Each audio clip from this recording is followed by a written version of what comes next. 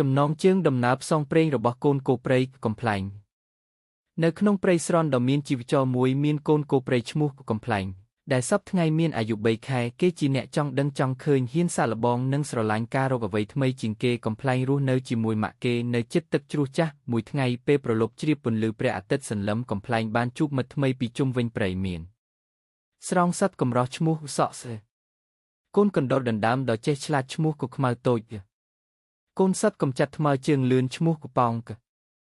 ពួកគេបានសន្យាជាមួយគ្នាថានឹងធ្វើដំណើរផ្សងព្រេងទៅស្វែងរកសួនឈើព្រះអាទិត្យដែលជាភ្នំអាថ៌កំបាំងដែលមានពន្លឺព្រះអាទិត្យចាំងច្រាពេញឆ្នាំគេនិយាយថានៅទីនោះមានផ្កាអង្វ័នដែលអាចផ្ដល់កម្លាំងដល់សត្វគ្រប់ប្រភេទជំហានដំបូងនាំពួកគេចំប្រទេសនឹងអូរទឹកលពក់ដែលពួកគេត្រូវជួយគ្នាចេញពីការងប់ច្រកដោយស្រង់សត្វសក់ដែលបានអត់ខ្លួនជួយគេរីចេះច្រើនជាងគេ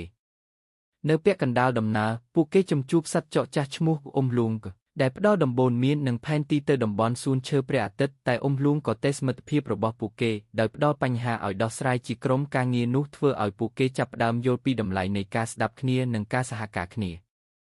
ដល់ចុងដំណើរពួកគេបានឈានដល់ផ្នែកខ្ពស់បំផុតនៃភ្នំពេលពន្លឺថ្ងៃទន្ទឹមទៅលើផ្កាអង្វ័ននោះកំប្លែងសូមបណ្ដេញសេចក្តីប្រាថ្នាសូមឲ្យពួកយើងនៅជាមិត្តភក្តិជាសិទ្ធិវង្សពន្លឺផ្កាអង្វ័នបានភ្លឺស្រងាត់ហើយសំឡេងនិងពន្លឺនៃសត្វព្រៃបានឆ្លើយតបដោយផ្ដល់កម្លាំងឲ្យពួកគេនិងការប្រកាសថាពួកគេគឺជាមិត្តរួបរวมអស់កលឹបជានិច្ច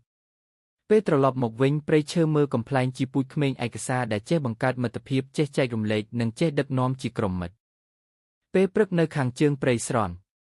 ព្រឹកមួយពេលនៅព្រៃស្រន់ស្រស់ស្រូបដែលពោពេញដោយសំឡេងសត្វចម្រាញ់និងក្លិនឈើស្រួយកូនគោព្រៃឈ្មោះគូកំប្លែងកំពុងឈរស្ទាក់ស្ទើរក្បែរទឹកជ្រោះតូចខ្យល់បក់ត្រជាក់បន្តិចអាកាសស្រួលបេះបោរនិងពន្លឺថ្ងៃស្រាលបានបន្ថែមអារម្មណ៍អស្ចារ្យនៅចិត្តកំប្លែងកំប្លែងគឺជាសត្វដែលចង់ដឹងចង់ឃើញគេមើលទៅជាមានពូជខ្លាំងខណៈពេលម៉ាក់គេជូនព្រមខ្លួនទៅរកចំការបន្លែដើម្បីរកអាហារថ្ងៃត្រង់កំប្លែងគិតថា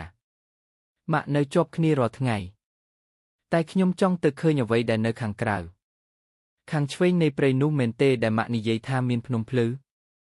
គេចាប់ផ្ដើមដើរឆ្លងកាត់ព្រៃល្អិតដោយមិនប្រាប់ម៉ាក់តែព្រឹកនោះគេបានជួបសត្វចម្លែកមួយដែលកំពុងប្រើជើងប៉ះជើងខ្មៅឆក់ចេកជ្រោលវាជាកុខ្មៅតូចកូនកណ្ដុរដណ្ដើមសួស្ដីខ្ញុំឈ្មោះខ្មៅតូចអ្នកកំពុងទៅណាខ្ញុំឈ្មោះកំប្លែងខ្ញុំចង់ទៅរកភ្នំភ្លឺហ៎ខ្ញុំក៏ចង់ទៅណោះដែរខ្ញុំហៅថាមានផ្កាអង្វ័នអស្ចារ្យនៅលើភ្នំនោះពេលនោះហើយកម្លាំងមិត្តភាពដំបូងបានចាប់ផ្ដើម